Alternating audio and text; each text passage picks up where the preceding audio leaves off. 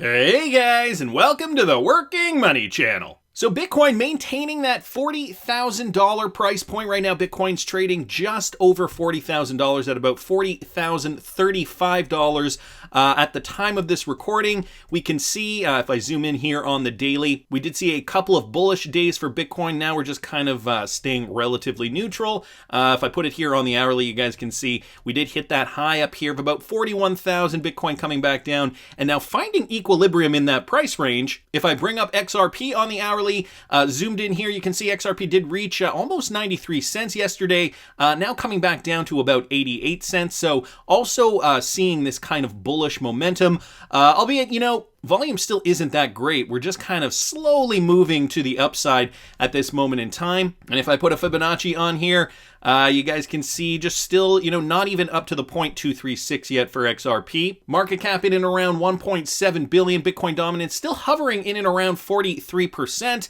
And so, generally a green day today, although not by much. Some coins obviously doing better than others, like Polkadot up 15%. Other coins up only single digits. And, we did get this news yesterday, this tweeted out by James K. Fillon here on Twitter. Breaking news, the SEC's request to extend discovery deadline is granted. So, what's going on now? Order granting 217, letter to motion for extension of time to complete discovery. The deadline to conduct fact discovery is extended to August 31st, guys. The deadline to conduct expert discovery is extended to October 15th, 2021. This was ordered by Magistrate Judge Sarah Netburn. Waiting. So James K. Fillon down here saying, it could also be as simple as Judge Torres needing additional time to work through the substantive motions. That is, looking at the bright side, Vander Decken down here saying this was sort of expected. However, I thought she would grant, say, 1 month. Anyway, more important news will be when Ripple gets hold of the ETH BTC XRP correspondence and fair notice decision. I guess the judge has to throw the SEC a bone every now and then. Equidity Capital saying, I like this, throw them a bone. I think that that's an accurate portrayal of this motion's outcome. If they cannot get it done with a very generous extra 60 days, the summary judgment will appear that much more even-handed, an appropriate disposition of this case. So, for the XRP community, of course, a lot of us are thinking about this timeline, and, there are a couple things going on here because we're holding XRP and Ripple, and by extension XRP, are in the courts right now. So the timing's a big factor because there's a bull run currently going on, and we don't want to miss that bull run. And so will this extension stifle this XRP explosion that we're expecting, once altcoins really take off? Well, guys, there's a few reasons why I do not think so. I'm going to get to some of those in a sec. Let's talk about the overall adoption first. This coming from James Rule XRP, the adoption of cryptocurrencies by financial institutions and payment providers is set to ignite a state of hyper-growth for digital payments globally. Now, you know who this is coming from? Pat Thielen, VP Managing Director at Ripple. So despite what's going on in the courts and despite what's going on in this speculative space, these guys are still doing their work. They're still working overseas to really kind of perfect that infrastructure for payments, to demonstrate to the rest of the world and perhaps specifically to the United States that, look, we can make payments way more efficient than they already are. And so this was an interview with Pat Thielen, VP Managing Director at Ripple. Interesting questions here. I'm not going to go over them in detail. A lot of this has to do with financial institutions and their wariness around cryptocurrency, why crypto will be, important for payments, so on and so forth. Do you think financial institutions are going to experiment more in the crypto space? Is crypto the future of finance? And so he gives some examples there.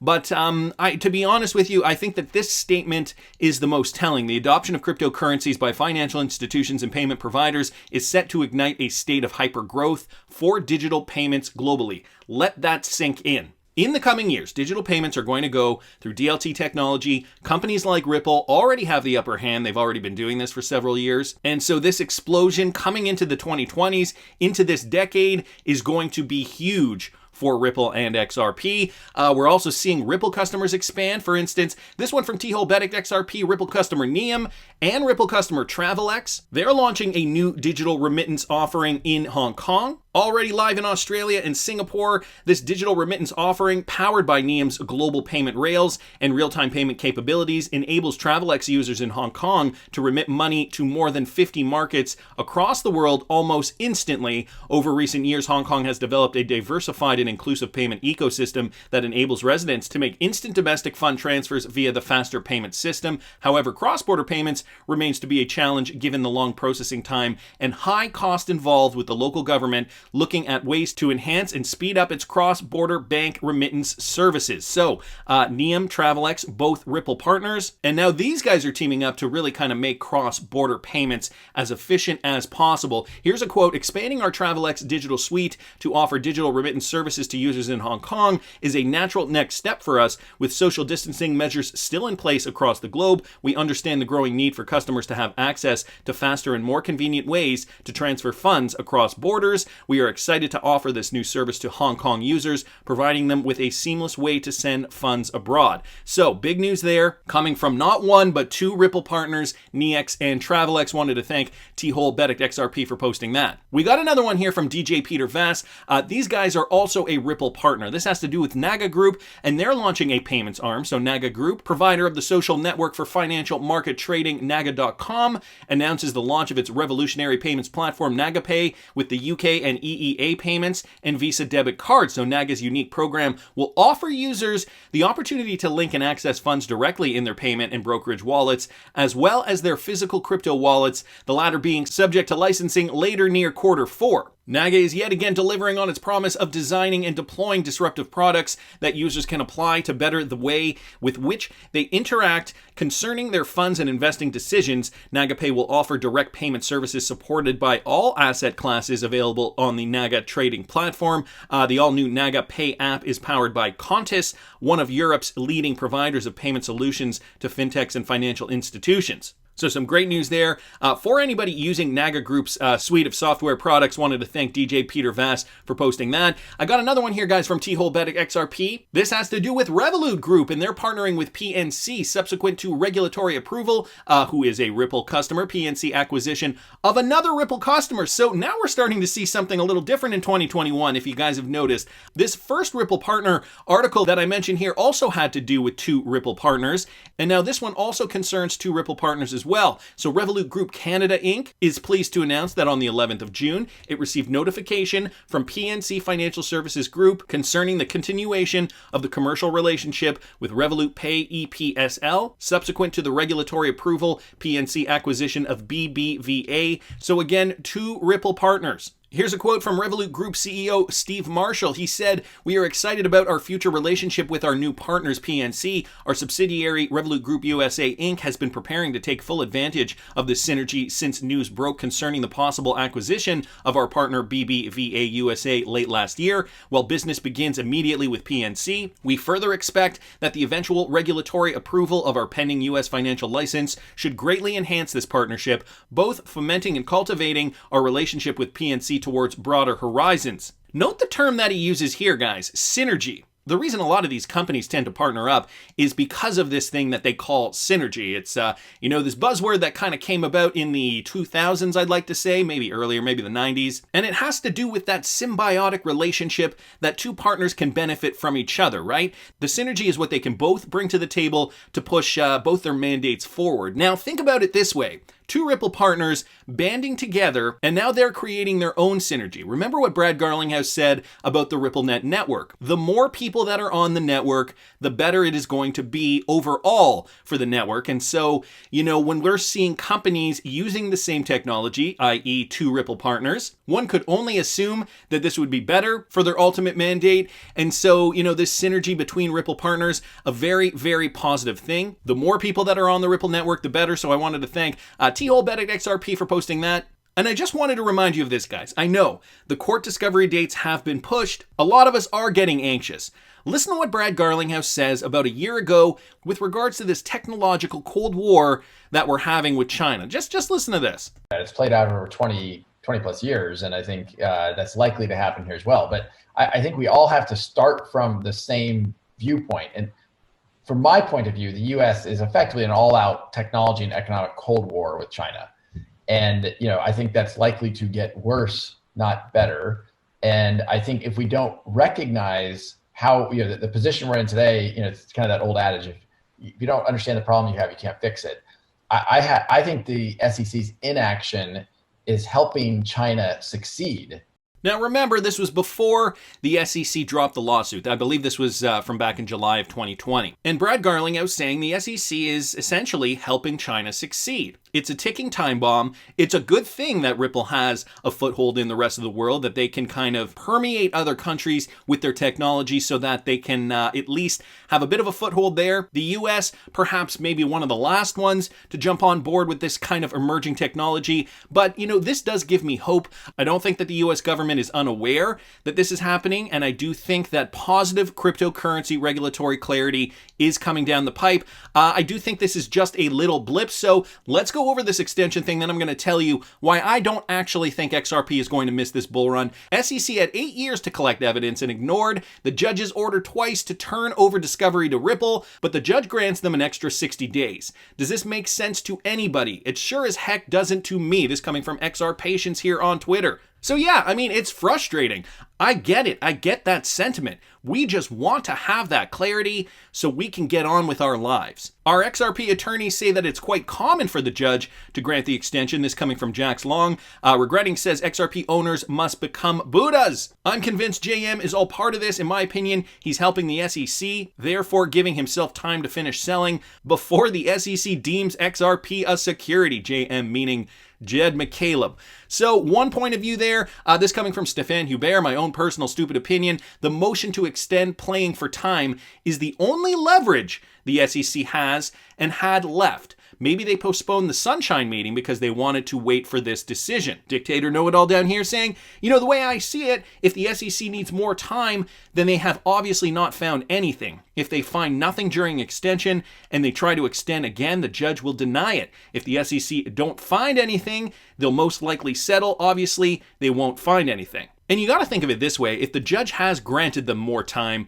and they still don't come up with anything, this is going to look very, very poorly on the SEC. XRP will get the clarity it needs, and then people will FOMO in, and who knows how high the price could go. Even without all this, we are expecting a $10 to $13, $14 XRP give or take. And let's not forget, guys, we have already seen XRP rally. Let me just put it on the daily here. Get rid of that Fibonacci.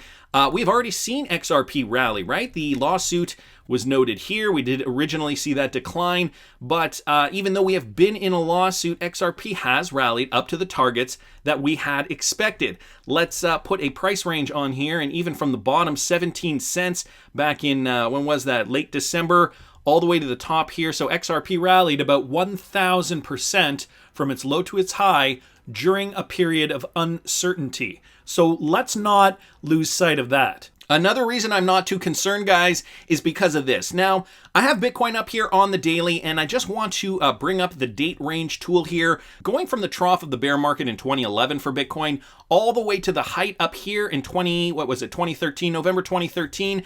That took roughly 742 days. Okay, the thing about bull markets is that each one tends to get a little longer and longer and longer. So if this one took 742 days, let's take a look at this next one from the trough of this bear market way back in 2015 all the way to the height up here in 2017.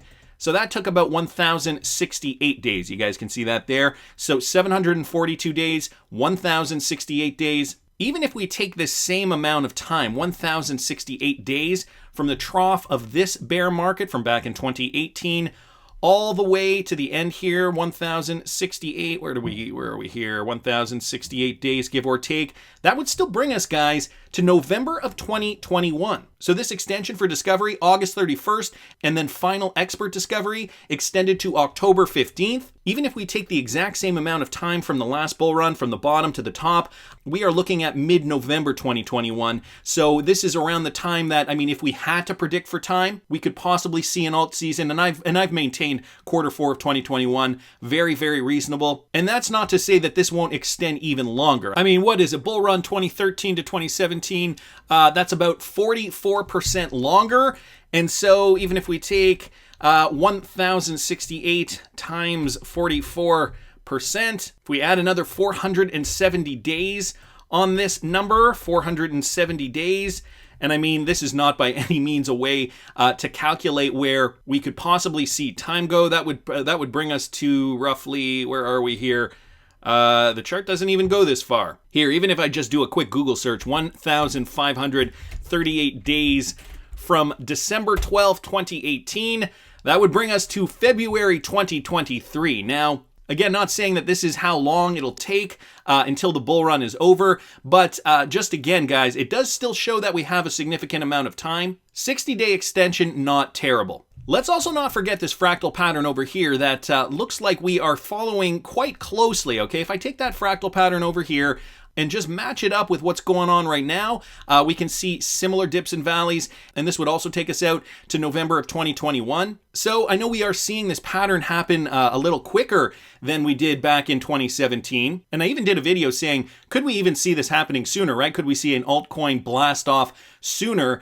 Well, there's a few things here. First of all, I don't actually think that the prolonged SEC lawsuit is really going to have an impact on XRP price, as it has not in the past. The other thing is that even if it did have an impact on the price, chances are we really aren't going to see Bitcoin reach up to hit those new highs until, my guess, if I had to guess, Q4 of 2021, possibly Q1 of 2022 anyway. And, it's that final leg up for Bitcoin when we really see alts pop off. The other thing is, guys, XRP tends to be last and fast. And so even if it is mired in a lawsuit right now, it could very well still be one of those last coins in the bull rally, in the altcoin rally, that sees price appreciation. In conclusion, I want to just mention this. Now, this from Real XRP Boy, Picking the Brain of Gary Gensler, Part 2. I will link this tweet thread in the description. He did link a Part 1, but I just kind of wanted to highlight some of the comments that Gary Gensler makes in his concluding statement here. Just listen to this. So my conclusions, I think that blockchain can be a catalyst for change. I think it truly can be